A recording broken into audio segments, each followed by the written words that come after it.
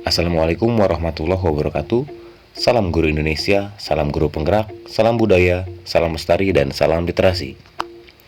Bapak Ibu guru hebat dan mengagumkan, pada kesempatan ini saya akan memaparkan jurnal refleksi 2 mingguan saya terkait modul 1.3 materi tentang visi guru penggerak. Saya menggunakan model Six Thinking Hats. Dalam pembelajaran ini saya dibimbing langsung oleh Ibu Yosefa Ratnawati Indriatmo SPD MM selaku fasilitator dan Bapak Yosua Sembada SPD selaku pengajar praktik. Perkenalkan, saya sendiri adalah Wisnu Wirandi, calon guru penggerak angkatan 9 dari SMP Negeri 1 Cibober. Baik Bapak Ibu guru hebat dan mengagumkan, pada jurnal refleksi 2 mingguan ini saya menggunakan model refleksi model Six Thinking Hats. Model Six Thinking Hats ini diperkenalkan oleh Edward de Bono pada tahun 1985. Model ini melatih kita melihat suatu topik dari berbagai sudut pandang yang disimbolkan dengan 6 warna topi. Setiap topi mewakili cara berpikir yang berbeda.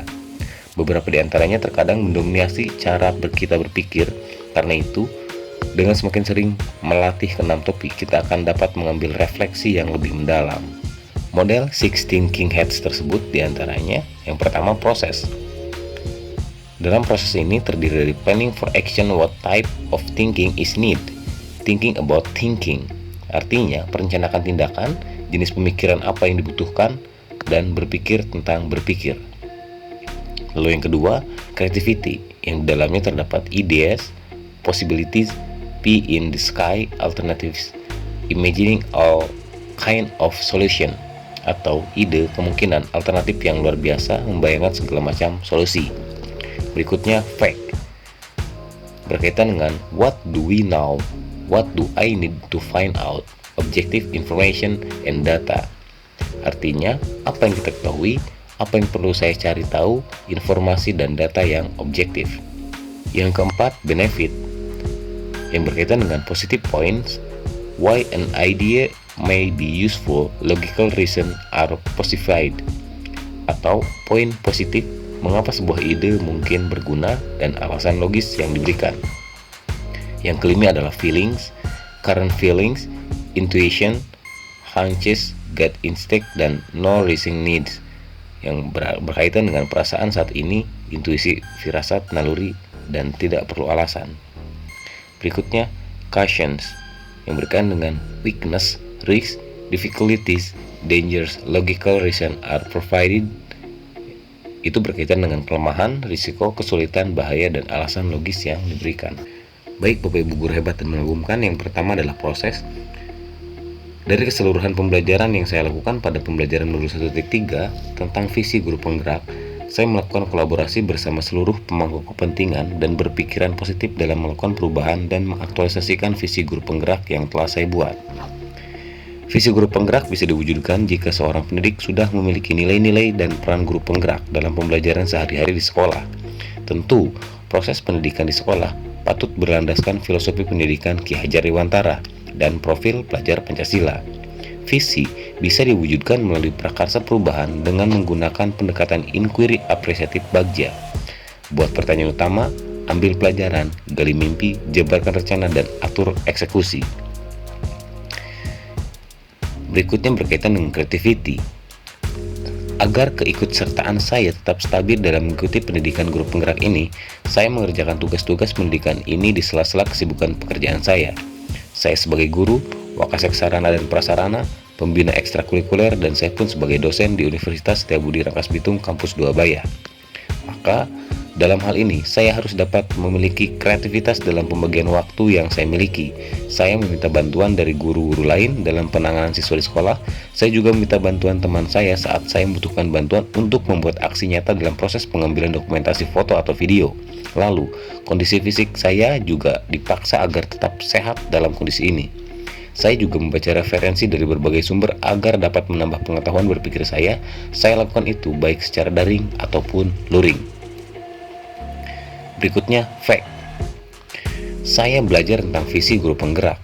Pembelajaran diawali dengan mengimajinasikan gambaran murid di masa depan menurut pandangan saya. Kemudian, berdasarkan imajinasi saya membuat visi pribadi saya yang saya yakini, yakni sekolah kreatif, inovatif, dan edukatif berlandaskan profil pelajar Pancasila. Untuk menggapai visi tersebut, saya belajar membuat prakarsa perubahan dalam bentuk kalimat yang nantinya diaktualisasikan dalam aksi nyata. Prakarsa perubahan yang saya buat adalah memanfaatkan smartphone dalam pembelajaran yang menyenangkan.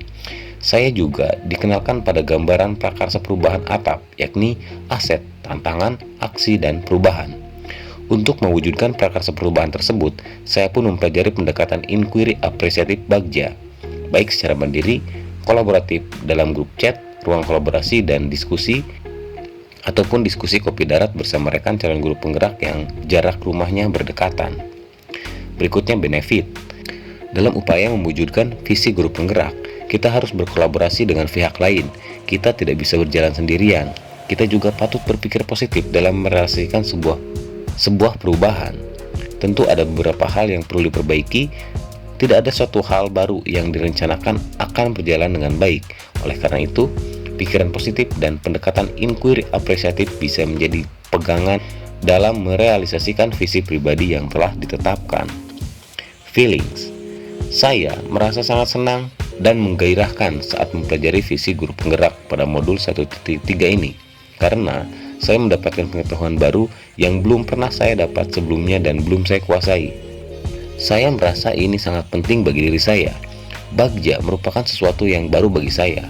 Oleh karena itu, saya perlu mengkaji berkali-kali secara mandiri dan kolaboratif agar memantapkan keilmuan saya. Dalam diskusi kelompok, kami juga perlu waktu lama untuk memahami pendekatan ini.